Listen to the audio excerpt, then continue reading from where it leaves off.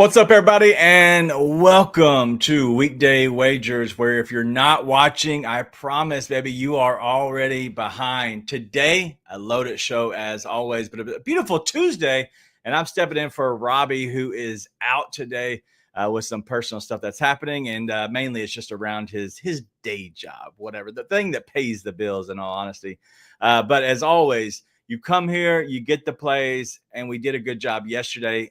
Share that with you just in a few seconds. But also, we had the daily dinger. Somebody might have hit the daily dinger. Something predicted the correct way as well. But as you know, with our show, we're breaking down a little bit of Major League Baseball. And so because of Major League Baseball, there is the trade deadline that is looming on Thursday. We're going to talk about three different guys, and we're going to answer one important question. Why would their current team actually trade them? And so we'll get into all of that. But before we move on to our buddy Mark, let's go ahead and take a look back at how yesterday went. And I told you yesterday, cash tickets, baby. We had a little Seattle and Athletics, the homeless A's, little NRFI action. And listen, the odds was minus 150 for them to score in the first. There wasn't much happening in the first. Mark caught it right, and then the Connecticut Sun blew out of their team total. You could have went with the first half total, whatever you wanted to.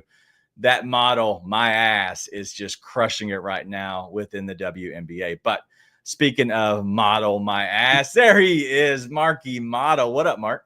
Hey, look at it. It's Tuesday, and I feel a little out of sorts, to be honest. I'm usually on that side of the screen. You come back, and all of a sudden, I'm over on this side a little bit more. I like it. Yeah, well, we're having some fun, and because Robbie is off, I had to step in to fill a spot just as he's been filling in, and you've been filling in for me as well, especially a lot last week. But we're getting into the Major League Baseball, and the trade deadline is Thursday. So let's go ahead and discuss one of the guys. And I put out a poll on socials yesterday, and I wanted just to ask three different players, what your thoughts were in general, and I let people vote. And the overwhelming person that they would like to have a new home was a guy in O'Neal Cruz for the Pittsburgh Pirates. So let's talk about Mr. O'Neal Cruz, as my cat just decides just to walk by. I'm not sure. Listen, my cats are frazzled. We have a new dog, and they are not friends, but my new dog wants to be best friends. But yeah, the puppy, they're like, nah, bro, we're good. Nah. We'll leave you at a distance. But let's talk about O'Neal Cruz. Right now, he has 3 years of arbitration eligibility for the next three seasons. And so because of that is potential for you could get a haul for him. But let me just go through some numbers real quick for Mr. O'Neal Cruz. 222 batting average. He has 17 home runs, 44 RBIs, and an OPS of 747. He's a center fielder. Great arm. His bat is electric when it makes contact. So, Mark, is O'Neal Cruz potentially on the trading block? Look, Cruz and Paul Skeens, according to the Pirates front office, are the non-negotiables this year as far as trades are concerned. So it would take, to your point, it would take so much to get him, to get that front office to move off of that position, especially with Cruz. Teams that could possibly do it, the Yankees have that kind of collateral.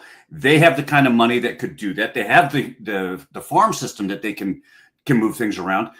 And I think that it takes a Yankees team who have been rumored to be very, very interested in O'Neal Cruz. Okay. It takes a Yankees team and just elevates it even more. And, unfortunately in the Major League Baseball, there's not a more truer phrase than the rich get richer. And this would be getting very, very rich. So who's in center field for the Yankees right now, currently? They rotate. Right. You got Anthony Volpe, Jason Dominguez, Trent Grisham. Trent Grisham is the other one that platoons in there. And I think why this makes so much sense for the Yankees is you could get rid of Volpe or Dominguez, and with Judge being injured and maybe having to be relegated to a DH position instead of being out in the outfield. Yeah. you don't lose that much by moving Grisham over to right field and leaving Cruz in center. Okay. And that's kind of what I'm looking at is, what teams would. I think there are some teams that honestly need to go get a center fielder. The problem is like he's not hitting well. Is that because he possibly is one of their better players? Like Andrew McCutchen is back and he's hitting, pretty well right now. But like you're talking about an O'Neal Cruz who you're talking about 3 years of eligibility for arbitration.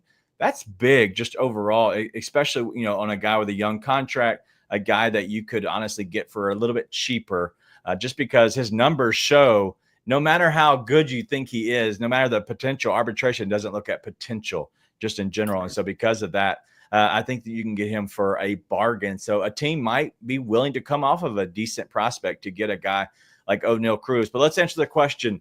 Why would the Pittsburgh Pirates do it? Mark, do you have any thoughts of why in the world they would go ahead and send out one of their prize prospects realistically that's playing center field for them every single day? So it would be casting what in essence is a shrimp boat net out into the ocean and pulling in the score of a lifetime. If Pittsburgh, here's the challenge. Is Cruz is playing for a team that is notoriously known for not paying its players. They're one of the cheapest teams in baseball, and being a superstar on a cheap team is always a bad recipe. Nobody's going to be happy. Yeah. This gives the Pirates a chance to reload with underpriced superstar talent, superstar potential talent, while giving up somebody who can go on and be a star somewhere else. Okay. Well, let's talk about a guy who's a little bit older here, and he came second into the poll. The overwhelming favorite was O'Neal Cruz, but second was a guy in Nolan Arenado. He plays for the St. Louis Cardinals. And, he's a guy that if you look at his contract just overall, he's making $21 million this year, and then he's under contract the next 2 seasons for 16 and 15, right? So it's de-escalating. So it's going down. So you could possibly pay whatever is left of this year, and then you're getting for 16 and 15. He's still somewhat producing. It's not awesome. He's a 235 average. He's only got 10 home runs, 43 RBIs, a 664 OPS. We just talked about the O'Neal Cruz, and those numbers that he had were really better than the 235 average overall. Right. But is that because Arenado's not good? Is it because he's just having a down year and maybe getting him to another team would be the best option? So what are your thoughts on Nolan Arenado? You think somebody makes a trade for him? Absolutely not. Okay. The reason, very simple, is when he signed his last contract with the Cardinals, he was very clear. He wasn't signing anything unless it came with a full no trade clause. Wow. He's already blocked deals in the past. So if Nolan wants to stay in St. Louis, he's staying in St. Louis, and they're stuck with him, until they either have to cut him or just flat out let him go. Yeah. Should they trade him? Absolutely. Okay. They absolutely should. And I know that he's on the block along with pitcher Sonny Gray as well. Yeah. Look, the Cardinals at the end of the day, they're still underperforming. Mm-hmm. They will have a chance with a departure of an Arenado to bring back some new life, some new blood, and get a little bit of a resurgence going for a Cardinals team that right now is just kind of stuck in neutral. Okay. Well, if you look at Nolan Arenado, I think he still produces. He's still good at third base, defensively. Mm-hmm. His bat hasn't been amazing as of late, but you are paying a little bit less of a price if you were to get him. I think it would have to be a big team where he says at the age of 34, I'm under contract. I'm going to keep my no trade clause, even if I go to another team. And so could I go to a winning spot and really be two and a half years or 2.25 years realistically of being able to win? What's important to him? And I think we don't know that answer. And that's really where it all comes down to. But Nolan Arenado is still a good player, not a great player anymore. So I'm curious whether or not he gets moved to the trade deadline. But there's a couple of teams, like the Astros were very, very interested and opened up those talks for Nolan Arenado. Those talks cooled off given that the amount of money that they were still going to have to pay for him And overcoming that no trade clause was a big hurdle. Yeah. You talk about teams that potentially could draw his interest, teams that are in a postseason hunt. Who we're talking about? The Phillies. Phillies just locked down Juan Soto. They got, Harper. They have a core there that is used to playing in the fall. The Phillies could afford him. Will he go there? I don't know. Yeah, I think it'd be smart for him to make a move. You're not winning in St. Louis. The weather's not phenomenal, so there's no reason to stay, in my opinion. I think, and this is just my opinion, I hate the St. Louis Cardinals fans. They piss me off. They will tell you, if you talk to a St. Louis Cardinals fan long enough, they'll tell you that they're the best fans in baseball. I promise you, one, that's arrogant and untrue. There's some intelligent fans. There are some, okay? They don't even show up to see their team right now, and their team's actually doing okay. So St. Louis Cardinals, get off your high horse. You're not that intelligent. You're not that good at being a fan. You're just a normal fan. So let Mr. Arenado go and don't dance on his grave when he's gone, because that's what they do. They're arrogant. I don't like them. My dad's a Cardinals fan, so I do not like any Cardinals fans. I've already told you, every team my dad likes, I'm completely opposite, not because I don't like my dad, just because that's how I'm built. But St. Louis Cardinals fans, we have the Memphis Redbirds. We have better fans than you do. Let's go to the next guy, and that is Zach Gallen. I'm not letting you talk because we're going to end that, baby, because we're not going to keep rolling with it. Zach Gallen plays for the Arizona Diamondbacks, and he is on a one-year contract, $13.5 million. And it is a expiring contract, free agent next season. He's not pitching great, in all honesty. If you look at 7-12, a 5.60 ERA, 121 Ks, 1.35 WHIP. He might have some bacon, some expected bacon, some whatever those metrics might be that y'all all love. I don't know if it's sausage or bacon today. Yeah, it could be the Woba, the Wooba, whoever. But he isn't pitching well. Right. He's on a decent deal. It might take somebody that they might trade to get off of to bring in somebody good, or they could just use him as a chip in securing somebody better, or they could just possibly just get prospects for him. There's a lot that's surrounding Zach Gallen. What's your thoughts on him? Of all of the players that we've discussed so far, Zach Gallen has the highest probability of being traded. Here's why. One, he is still a decent pitcher. He's in a horrible situation in Arizona. Why? The front office is in shambles. Look, they are not focused on winning the postseason. They could care less about the postseason. They're in the NL West. They don't have a chance of advancing this season, which puts Gallen in a great spot. He could actually go on a contending team. Teams that are interested in him. You got teams like the Astros, the Phillies, the Cubs, the Brewers. They're all looking for that one arm, just that one additional arm who's a starter that can give them a little bit of depth in that rotation and make a push into the postseason. Gallen's your guy if that's what you're looking to do, especially with the one-year contract. It becomes so easy to negotiate with him if you want to keep him around for next year. So I think of all the players that we're talking about, Zach Gallen is the one that ends up with a brand new home. Okay. Well, I'm curious. Kimberly White's bringing up a Mets or the Yankees. I don't know if that was talking about Arenado or if we're talking about Zach Gallen here, but the Mets and the Yankees, as you know, it's New York, right? They kind of get what they want in the end, because you have a guy in Bryce Harper who's getting up in the commissioner's face yelling, that he doesn't want to have a salary cap, which is whatever. That's another story for another day. But that just shows that if you want to spend money, you can go get really anybody that you want. And so I'm curious if we have, the Mets and the Yankees that would make a run, because they're poised to do good things in the playoffs if they can get another pitcher, because both of those teams, as well as you could talk about who we talked about yesterday. Talked about the Twins being sellers and the Padres. Mm-hmm. Padres would love to get a new pitcher in, and Zach Gallen would fit them. And so there's a lot that could a lot of teams that would be there for a $13.5 million contract where a guy who is a decent pitcher, maybe in a better situation, might actually have better numbers. So I'm curious who would show up. Do you have anybody else, or do you think the Mets or the Yankees could? Oh, so the Yankees are very much in the Zach Gallen talks. They're looking to add that arm. They need to add an arm at the end of by Thursday. They need to have another starter who can give them a solid 4.5, 5 innings day in, day out. They just don't have that right now. So I think of all the teams that have the biggest holes we're talking about, the Yankees need to start filling holes, and they have the money and the ability to do that. Okay. And you can't talk about what the Yankees would do without throwing in the Mets, because they are literally one and the same. You look at Juan Soto.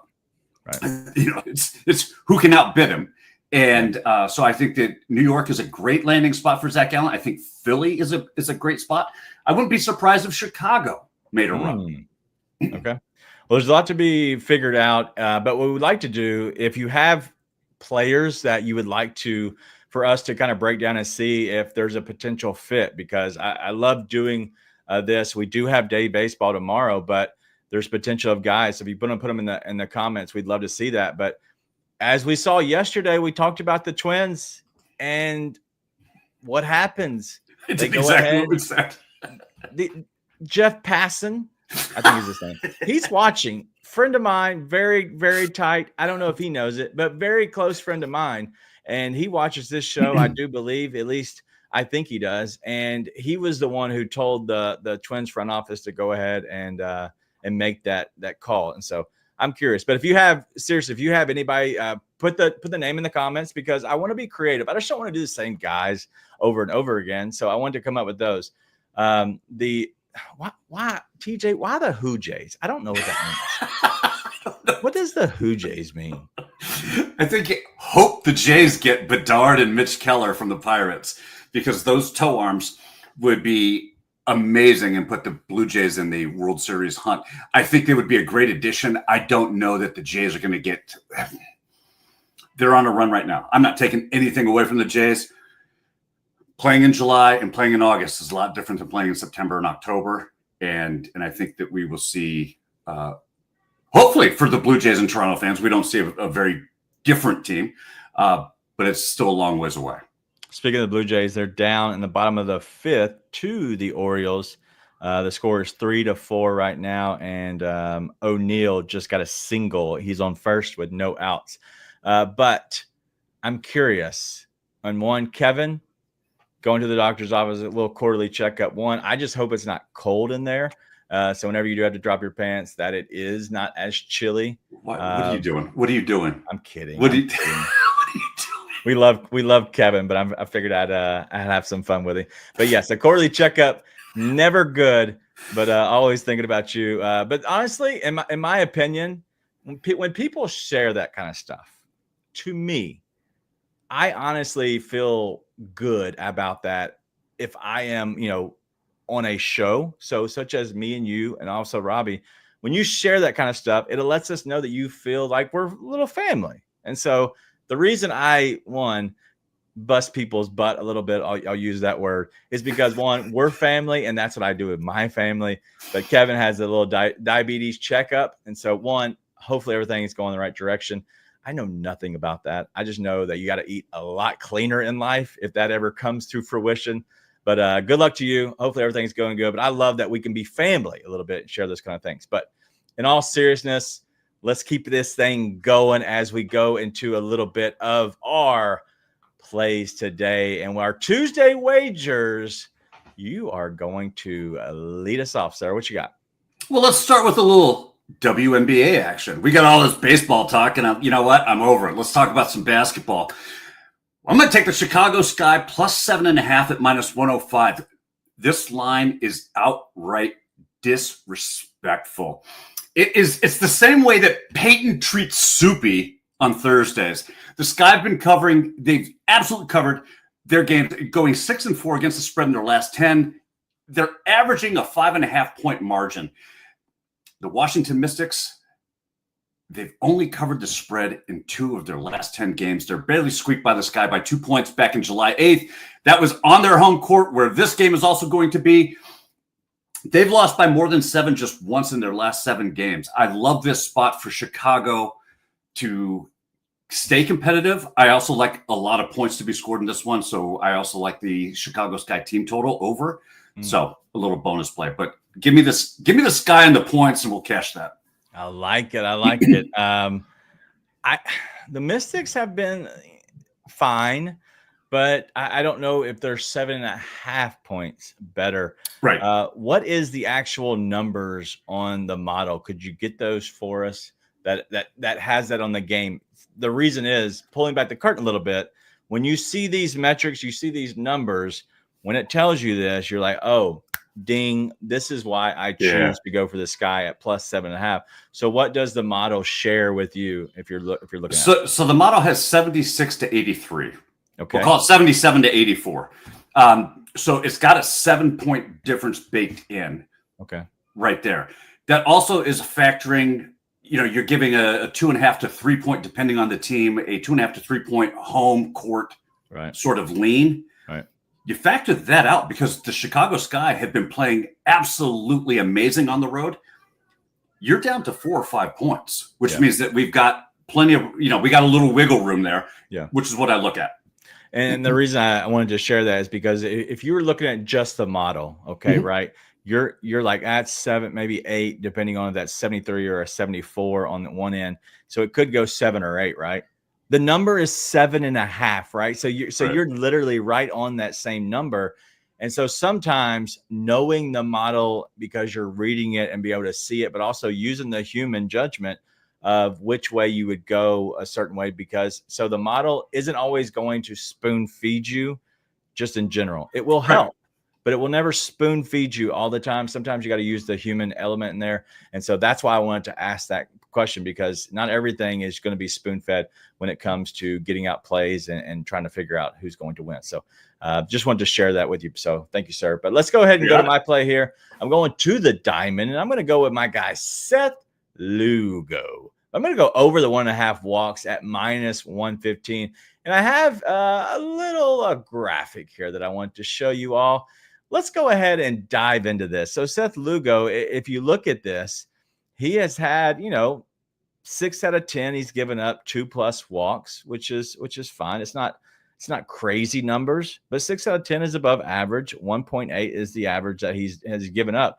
But look over here to the far right for the Braves. All the way back to July 19th, they drew 3 walks to the starting pitcher.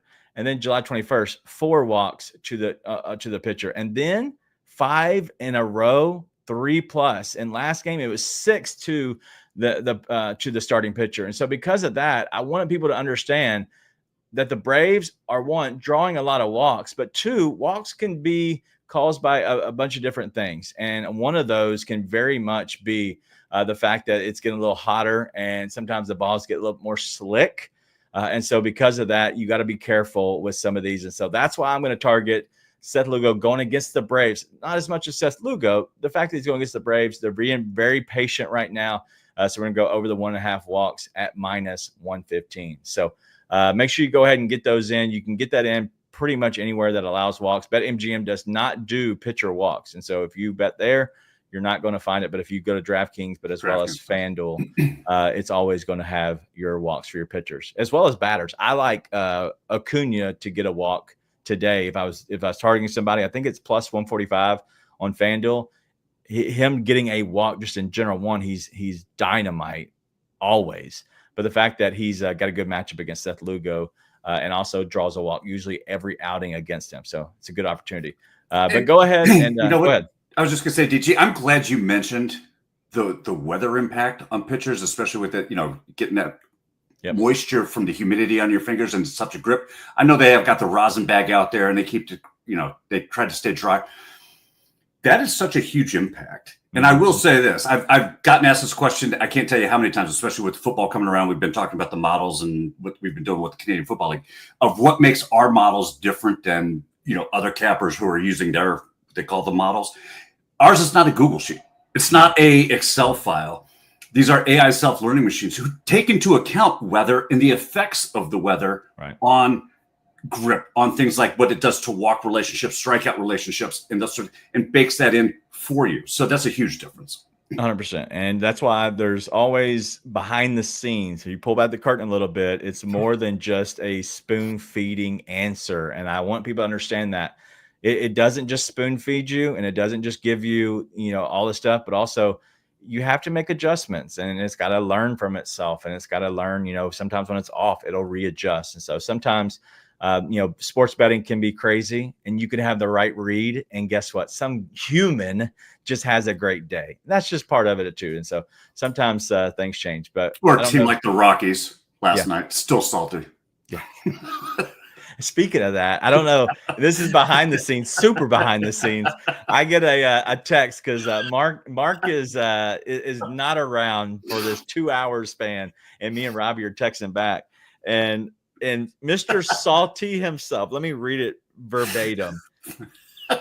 I was like, I was asking who I picked for my daily dinger because I totally just blew my mind, just totally forgot about it, right? And I figured out it was Adolis Garcia. That I picked, or the 8-ball picked that didn't hit. Thanks a lot, Mark. But Robbie, he responded to one of my things of saying, instead, we got a guy named Warming hitting home runs. Warming Bernabel for the Colorado Rockies hit a solo home run, 386 feet, and it was at a number of plus 900. He was so mad. But the guy's name is Warming Barnabel or Bernabel, whatever it is. So anyway, I thought that was very funny, especially the Rockies. But speaking of the Daily Dinger, let's go ahead and get to it here. And we have this set up here. I'm going to go back real quick because the Daily Dinger for Taj is Matt Wallner. So you're going to give me yours, but after I give mine, I want you to give me some insight on Matt Wallner because I don't know enough about Matt Wallner or stats. But go ahead and give me what you have today because we're looking at some different guys. And up here, PCA on the graphic at plus 425, but Zach Neto plus 350, Matt Olson plus 330, Bryce Harper plus 240, and Cal Raleigh at plus 180. So, Mark, who are you going with today? Give me a little PCA. Here's why I like him. One, he's due. The other reason I really like him is he has faced this pitcher 3 times with 1 hit for a home run. Look, I know it's not a big sample size. I know that, but I like to look at something like that where you have a small plate appearance number with a relatively high home run number, anything of 33 or higher percent. It tells you that this guy's picking up the ball off of this pitcher, and we don't have to rely on the bullpen for this guy to hit a home run. He can do it off the starting pitcher in the first 3 innings. So I love this spot for PCA. Yep. I do like PCA today. 3 is not a big sample size. If we're looking at sample sizes within batters, my opinion, they have to be recent. Anything more than 2 years, I care, but I don't care that much. I'm looking at the last 2 seasons, the last 2 years when they played. What are those sample sizes all about? Because pitchers change, batters change. And so because of that, I'm looking at that with a small sample size of 3.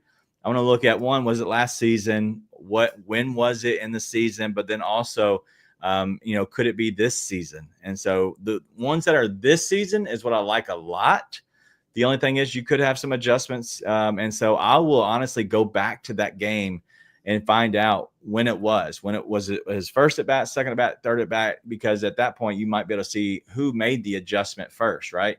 And so sometimes you can see that. And so just speaking about the sample sizes in general, I want a few, but I don't care about the number overall. I know everybody looks at a lot of the same stuff and they're seeing these big numbers of 30, 40 at bats, sometimes 12 at bats.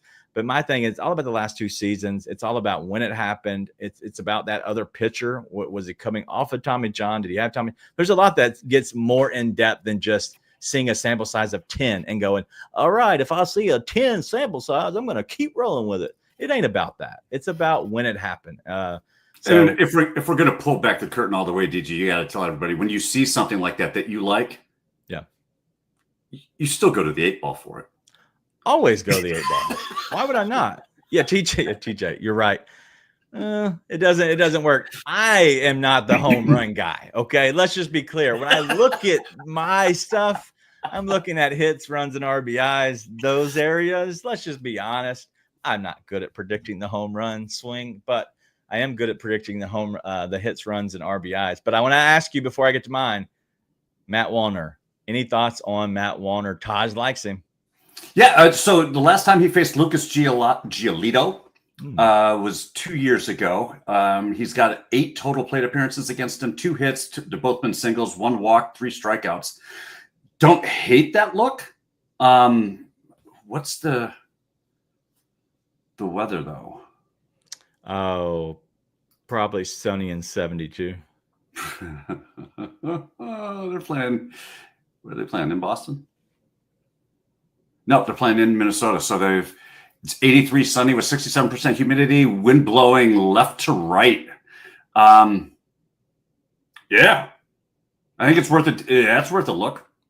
Sweet. Do we know the odds on it? And TJ, if you have a guy to go yard, I would like to ask the 8 ball. So if you have somebody, TJ, 1, you're busting my balls, and I love it. 2, TJ's on PCA. He already put it out there earlier. I can't go PCA. All right, so yeah, now I got to change mine because if TJ follows me, I always lose. You got to get off of that. All right, Matt Wallner, the odds. Did you see it? I'm pulling it up right now for you, boss. Perfect. All right, well, he's at plus 300. Nice. All right, well, let's go ahead and get to mine. Yesterday didn't go so well for going Adolis Garcia. I told you I didn't love it just in general because Adolis Garcia, the 8 ball wasn't emphatic with the answer. And so because of that, I want to bring back my 8 ball, but my 8 ball won a challenge yesterday. If anybody remembers, Julio Rodriguez did not go for a dinger. And so because of that, the 8 ball today, King 8 ball moving forward. And so let's shake up the 8 ball and Mark. Who so should stupid. we go with today? Go with your boy, Matt Olson. All right, Matt Olson. All right, King 8 ball, as my cat is trying to get into the camera. Look, King 8 ball. Matt Olson hitting a home run today. All right, let's see. Outlook good. Matt Olson plus 330. I like him. Duke likes him. We're definitely going to hit a dinger today. Out in Kansas City, off Seth Lugo. He's going to walk our boy Ronald Acuna because that's what he does. 2-run bomb. Matt Olson puts it into the fountain. See you later. Peace out. I'm going to be running naked through the quads because that's what we do here at Weekday Wagers. Look at you calling your shot. Oh, my God. Hey, so Tosh said that the yeah, your odds suck. I'm not trusting you again. Matt Wallner. I'll ask you next time. Yeah. So I'm sure Taj used the boost. And look at Kevin. Yes, we know Coach would have an absolute fit. But you know what Coach likes? He likes content, and content is king, baby. So we will always, at Weekday Wagers, I can't speak for anybody else. At Weekday Wagers, we will always have fun one way or another. So, and don't you go calling into Coach's show, Kim, and telling him what we're doing with this 8 ball gimmick. I think that was all about me running naked through the quads. Well, no, that too. Yeah, please don't do that either. Because I'm doing the same thing, and it probably would be cold out there as it is in the office for Kevin today as he's going to the doctor. So hopefully it warms up for you, or maybe they don't have to ask you to do certain tricks there in. Yeah. All right. Okay. Yeah. Good. Anything else that people need to be watching, paying attention to? We're going to try to break down some players if we can tomorrow, if anybody has any. If not, it's going to be all about day baseball. So if you have stuff and you want us to break them down, we'd love to. It will be Robbie and Mark will officially be back. I thought I was subbing in for him Wednesday, but it was actually Tuesday today. So I am in here for him. But overall, is there anything that we need to be watching today? Because there is a day baseball game happening right now, and at this time, it is still 3-4 on the top of the sixth. Yeah, and I think obviously with the trade deadline coming up on Thursday, there's always going to be players that are rumored, and I think that as you start to see more players, especially bigger name players, as we approach that block, the impact that it has on a locker room is huge, especially if you've got a team that is selling. That sends the message to the rest of the team that, hey, this season's over, we're done, it's clean, it's a fire sale. You can take advantage of that with some betting lines. So that's just something to keep an eye out on. Always, the WNBA seems to be a lot of fun, and we're having a lot of fun betting that. Yeah, my girl let me down again. She's literally like 8 of the last 10. She's had 4 assists, and she came up short again yesterday. So never will I ever bet her again. JJ Quinterly, God, you're dead to me. Done. Yeah. All right. So the rest of the week, Wednesday we have day baseball. Thursday. We're going to talk a little bit more of the trade deadline that should be happening that day, as well as Happy Gilmore 2. Robbie's already seen it. I'm about 25 minutes into it until my eyes got really heavy last night and I had to turn it off. But did you see this? Watch it. Player loses their wig on the. Did you see? I'm trying to remember her name. She plays. I want to say for the Storm. It wasn't Carrington. No, but she had her. Was it last night? Yeah, she was playing with the wig, and it literally the defender. She was making a move to go around the screen. The defender reached out to grab her, ends up grabbing a fistful of hair and pulls the wig off. This lady grabs her wig back and goes running off the court down the tunnel to reattach her wig. Wow, dude! I don't know who it is. It's she got her hair yanked. Yanked. Oh my God. Kalia Cooper. Wow. It was like a neck snap back, and it was like, oh my God. And then she was like, oh my God, I have no hair. So here's my question. Why are you playing with a wig? What do you mean? Why are you playing basketball with a wig on? All right, Mark. I would like to introduce you to the Black community. Okay. I'm not. No. That's what happens. There's so many. You would be amazed. I was amazed that literally they don't. And yes, it was crazy how many. Their hair is. Everybody's hair is different. Gotcha. It's very coarse. And it's not. Most of them wear wigs all the time. So here's what I do know. As an official, back in the day, cut the show, cut it now. I don't like you kept. No, back in the, there used to be here in New York State for D3, D2 and high school ball. There was rules as far as the length or the freedom of somebody's hair. You had to have that stuff wrapped up. So if you have all these dreads coming down, it creates an issue. So maybe that, I don't know. I haven't been involved with the game in recently or followed up to be honest, to be even interested in it, to see if that has changed. But it just strikes me as odd that you would want to be playing, one, with that extra weight, but two, for something like that to happen. It's not extra weight, in my opinion. Like, okay, yes, it is, because she could have short hair, whatever. But like she lives her life, I would assume, normally in this type of hair. So your hair that you wear a wig with is probably because, one, she might not be able to grow it a certain way, or it might be out of ease of convenience too, where she might say, hey, I can just, have another one in the back, and maybe this is my game one that gets wet, sweaty, nasty, and I can take it off, easily wash, and then get a new one on, whatever. I'm just saying, the problem I see is the hair is long, and so could easily get pulled. But two, there's got to be some kind of rule. There's got to be a girl rule that says, hey, don't pull my hair because I don't want to pull your hair. We all are living in a wig life. Let's be easy with each other. But hold on, that doesn't happen like in football. All those dreads sticking out of somebody's helmet. If somebody grabs a fistful of hair, that's not a penalty. But that's no, it's not a penalty because they're trying to tackle. They're not supposed to be tackling in football and basketball. So yes, dude. Basketball gives you 5 opportunities to cheat. They call them fouls. They're just opportunities to cheat. That's all it is. I cheated on every position down the court, but it's all about getting caught. I would just say the women need to have a women's rule of, hey, let's not pull each other's hair because that just doesn't benefit anyone. If we have that rule, then we also should have a rule, corresponding rule, that you can't have 4-foot braids sticking out.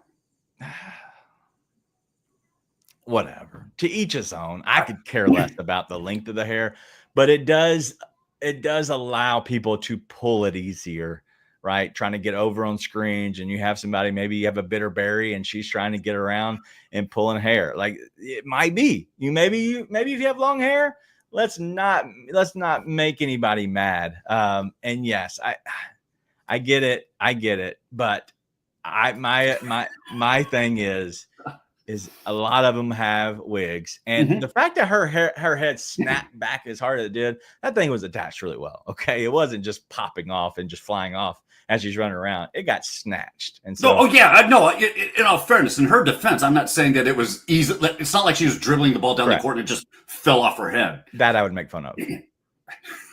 That I would. I'm just being honest here. This is transparent day. Transparent day. Yeah, and I wasn't trying to sound ignorant. I know that is a thing. I appreciate that. I don't think it has a place, especially with the length of the hair. Yeah, it just doesn't have a place. Fair. Yeah, definitely shorter, more up in a ponytail, little up. And yes, we'll see. But as Textual says here, and I was trying to read through it, it was, the lame part of it being is made fun of her in a sense, and they kicked him out of the arena. And it was, I believe it was more than just one fan, I believe. But either way, it was a technical for the hair pulling, and it was a fan being escorted out due to them making fun of her. But either way, but that's all we have today. I'm glad you brought that up because, one, it allows us to have some good fun back and forth. The shows are going crazy long anyway these days, but I think that's because we're having fun, having a good time with all of you that are hanging out into the chat. So do us a favor on your way out, hit the like button. We'd love for that, for this family to grow. In all honesty, when the like button gets hit, more people see it, more of your friends see what you're watching and enjoying a little bit of the content. And so we appreciate you all for hanging out. Tell a friend, be a friend, let them know that Weekday Wagers is a fun place to be, especially at 2:00 Eastern time. Where else are you having this much fun? No, you're not. All right. Well, now you can leave us and go watch us or listen to Coach do some wrestling talk over. We need to call in. Yeah, channel 156. Everybody, do not forget that. Daniel, do not forget 156. All right. Well, that's all we have today, and I have not there. Okay, my videos were closed. I couldn't find them for a second. It made me nervous. I was like, I don't know how we're gonna end this. But that's all we got. We'll see everybody tomorrow. I will not be here, but Mark will be back steering the ship. See you then.